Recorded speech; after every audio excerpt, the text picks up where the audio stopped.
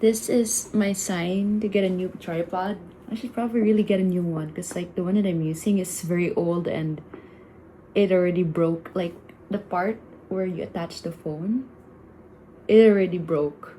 I'm kind of scared that this might make my phone explode, especially since I took off the phone case so that it would be easier to attach this to the tripod.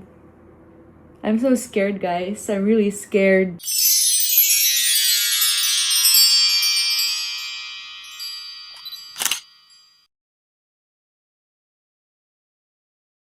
Hello and welcome to the Mar Project. Mara Chua here, and welcome back to another episode of Peaches Reviews Pages, the official blog tie-in version of my book blog called Peach Pink Pages. So today we're going to be tackling another book. It has also been around a month since my last post, almost 2 months as I upload this, or as I film this rather. But anyways, I have something to tell you guys.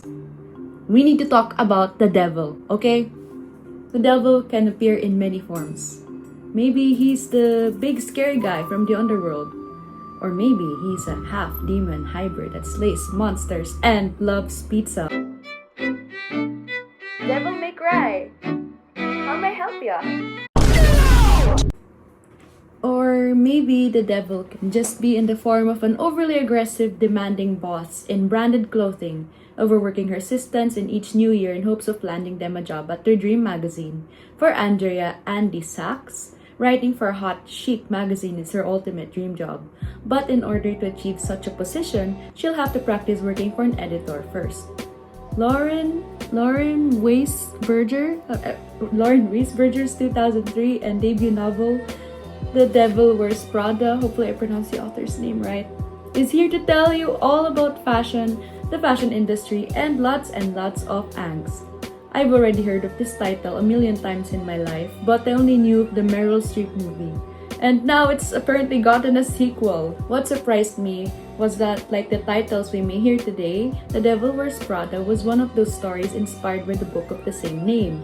Like every good movie, a story must come from somewhere, whether it's a cringe Wattpad romance or a book talk recommendation that has every horny, cis-het woman foaming at the mouth, or even just the director's own random ideas thrown together.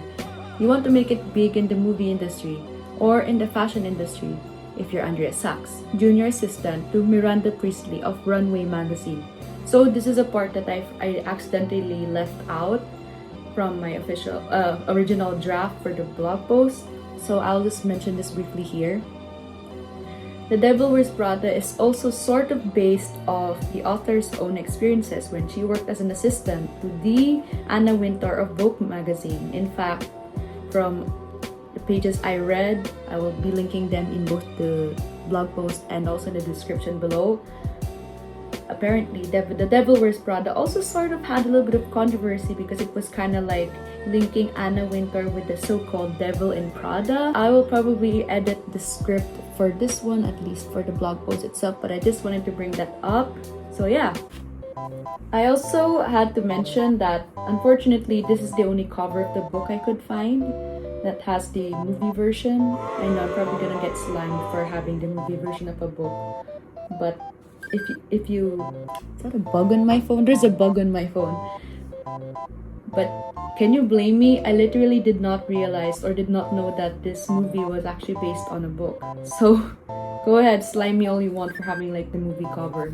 A 23-year-old college graduate, Andy wants to make it big in the fashion industry one day.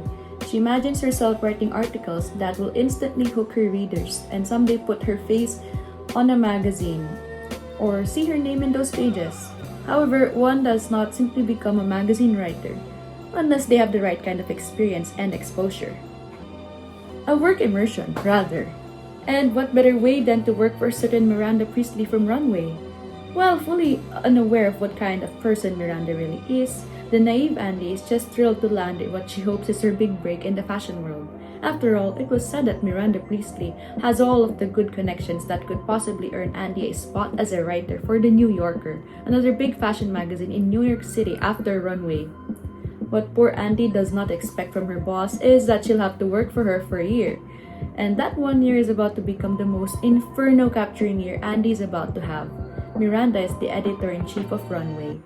She's selfish, a loudmouth, and holds extremely high expectations for her workers. A wolf in sheep's clothing, Miranda appears to be influential and powerful, but at Runway, everyone fears her every move, including Andy. By working for Miranda, Andy has unintentionally made a deal with the devil that could risk Andy's own career, or her own personal life, to the point that she becomes distant from her family, and her downward spiral drags Andy's best friend Lily and boyfriend Alex with her, that even Andy forgets to look after herself due to the time often taken away from her. Now let's get into it. Andy is a graduate of English. She moves to New York with her best friend, party girl and all-around supporter Lily Goodwin. Andy manages to secure a spot as Miranda Priestly's assistant via the Elias Clark group of interviews. Andy thinks she's got it all, considering the editor's high profile and how other girls would kill to be in Andy's position. Of course, what you see isn't always what you get. And you know shit's about to get real when you see Miranda's got a profile of her own on the Villains Fandom Weekly. I mean, I get it. This woman literally torments her assistants via psychological abuse, and that's messed up. Just because you're the overseeing art doesn't mean you have to be such a huge asshole about it, right? There are also a lot of other characters we get to meet throughout the story. Instead of doing the usual full book summary, I want to properly analyze The Devil Wears Prada by diving deeper into the characters, themes, and overall lessons taken from the book. For example, Miranda's former junior assistant, Emily Charlton, serves as a sort of mini-boss to Andy. Now that she's Miranda's senior assistant, Emily could also be, in a way, Andy's own superior. The two assistants have a complicated relationship that is seen as either professional or plastic. Emily is distrusting of Andy's actions in the workplace and sees her as a foil to Runway's performance. Meanwhile, Andy struggles to hold high regard for Emily, but also wants to befriend her at the same time. This is especially tested when Emily falls ill, and at a big fashion show, Andy must take her place and handle Miranda by herself. Andy's best friend Lily is like family to her, having been there for Andy since their college days or maybe even younger days. Lily is the kind of support system every woman deserves. But when your best friend is always busy at work and barely has time for you, suddenly you feel alone. Lily gets into alcoholism and party-going. This has gotten her in a lot of trouble. From being arrested to sleeping with multiple men whose names she can't remember, Lily falls into her own downward spiral as well, without the guidance of her best friend. Meanwhile, Alex Feynman is an elementary school teacher in the Bronx who is deemed as a responsible, well-mannered, fine young man who is devoted to his girlfriend. However, like with Lily, Alex starts to feel that Andy is growing distant from him. Date nights and calls skipped, visits and plans that are cancelled. Alex may be busy with his own career as a teacher, but he still takes the time to think of Andy and try to reach out to her. And what does he get in return? Nothing. He wanted to break up with her by calling her at 3 in the morning, but with his hopeless love for Andy, Alex figures that maybe a break in the relationship is a good thing, as he wants to test if Andy can handle both a love life and a career. Andy's parents also constantly worry about their daughter's whereabouts. Andy's older sister Jill just got married to her husband Kyle, and Andy missed Jill's son Isaac being born. Where's your sister, daughter, and auntie when you need her the most in such an important moment? Sure, we've got family and relationship neglect here, but what if your own feelings are also on the line? Between interviews, fashion shows, and runway meetups, Andy meets Christian Collinsworth, aka what could be possibly the hottest human specimen in all of New York according to Andy. Like Andy, Christian is a writer and becomes close to her. Maybe a little too close to the point that he's made several romantic advances on Andy, making her question her attraction towards him. While I saw how she's still loyal to Alex at the end of the day, allowing Christian to kiss her even if she tries not to like it really made me uncomfortable. I wish that Andy was honest with Christian from the start so that he wouldn't have treated her like this, especially when he was kissing her with tongue. Holy shit, that made me shiver and not in a good way. At all. Okay? Not at all. What in the book talk shit was that? Christian, being hot does not justify your actions towards this woman, okay? But I digress. Let's talk more about the not-so-serving woman, Miranda Priestly herself. Born as Miriam Princhek, she and her family are of Jewish descent. Despite her success, Miranda had a difficult life growing up. She lost her mother to childbirth, and the whole family struggled to make ends meet. Like Andy, Miranda also worked as a junior assistant, but to a British fashion designer. It's why, shortly before Andy's heated confrontation with Miranda during their Paris show, Miranda is suddenly reminded of her youth when Andy brings up her family. In a move that was so fundamentally out of character for this woman on every level, she placed her hand on top of the one I had resting on the seat between us and said, "You remind me of myself when I was your age." I wondered if this was the proudest or most humiliating moment of my life. When Miriam was 24, she legally changed her name to the one we know today. Before her current position as editor-in-chief at Runway, she worked in its French language edition, which is why she's also fluent in French. Her family includes a divorced husband and twin daughters named Caroline and Cassidy, who have a babysitter named Cara. Miranda is always accurate but at the same time, always uncertain what she wants, which causes her marriage and job problems. Miranda's main trait is her sometimes tyrannical strictness, which helps her save her position. Like most villains, they have an origin story, and Miranda's past experiences could be why she was behaving so harshly towards her assistants throughout the novel. With Andrea becoming more and more overworked each day, she starts to lose control of her own life and almost her own self. But in that 11-month period, Andy was willing to go through hell and back, if it meant landing a spot at the higher-class famous magazine. And even if some of Miranda's tasks for Andy were ridiculous, like helping her twin daughters with French assignments or just help look for a specific pair of shoes, Andy was doing anything for the money and fame. While at the Paris fashion show, Alex calls up Andy, this was also during their supposed break, to inform Andy of Lily's accident. Having turned to alcohol, Lily was caught driving drunk and crashing her car and falling into a coma. Worried for Andy as well as Lily, even Andy's family called her up to inform her of the same thing.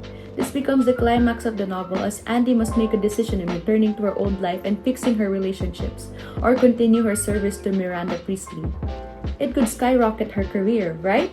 But will this also affect her relationships positively, or is her new life doomed to fail her? At the last minute, Miranda lets her guard down after Andy opens up to her. Andy reveals that despite the need to come home, she is also ready to commit to the duties and responsibilities of Runway. Then, Miranda gives her yet another impossible demand during the Dior fashion show, causing Andy to finally realize her actions and fight back against her boss. Basically, she had the most epic and valid crash out ever. I'm gonna get slammed on YouTube for this, but fuck her! Fuck Paris and fashion shows and marathon games of I'm so fat! Fuck all of the people who believe that Miranda's behavior was justified because she could pair a talented photographer with expensive clothes and walk away with some pretty magazine pages. Fuck her for even thinking I was anything like her. And most of all, fuck her for being right. What the hell was I standing here for? Getting abused and belittled and humiliated by this joyless she-devil. So maybe, just maybe, I too could be sitting at this very same event 30 years from now, accompanied by only by an assistant who loathes me, surrounded by armies of people who pretend they like me because they have to. There is a small chance I wouldn't have gotten fired if I'd immediately pleaded and explained and lost the defiant attitude, but I couldn't seem to muster one single tiny shred of self-control. Fuck you, Miranda, fuck you! So sorry, Miranda, but I don't think I'll be able to make it to the party tomorrow. You understand, don't you? I'm sure it'll be lovely, so please do enjoy it. That's all. After that heated confrontation, Miranda fires Andy on the spot and Andy happily returns home. In a quick spin of events, we see that Alex breaks up with Andy, believing they must properly focus on themselves better but still remain friends. And Lily recovers, and Andy makes up for the lost time with her family. In between her unemployed life, Andy practices and composes prose, hoping she could still catch the attention of other magazines. She soon gets noticed by 17 magazine, offering hope and a new light for the once overworked assistant. The novel ends when Andy returns to the Alias Clark group to discuss her new position.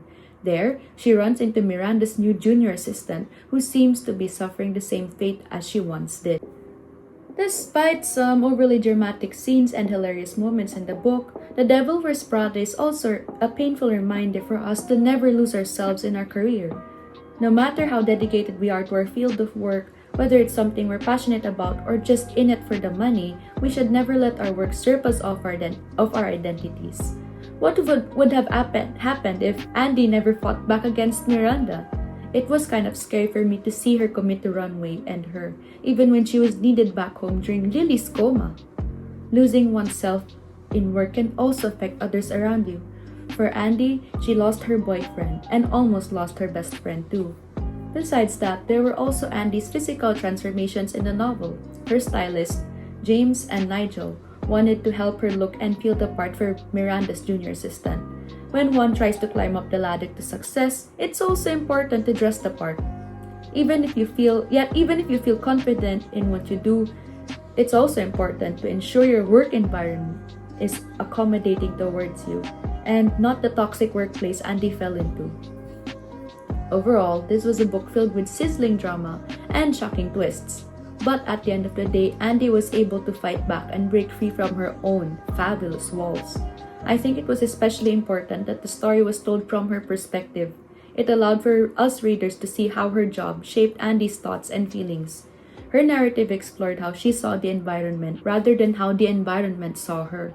If the story were written in a third-person perspective, I'm sure Andy and the other characters around her would have been told differently. And that's a wrap. I hope you enjoyed this book as much as I did. So we're off to a duology of entries focusing on drama and sweet revenge. So stay tuned because another book that I'll be tackling after this one will have a similar theme on revenge, crash outs, and family drama? Anyways, I hope you guys enjoyed today's video.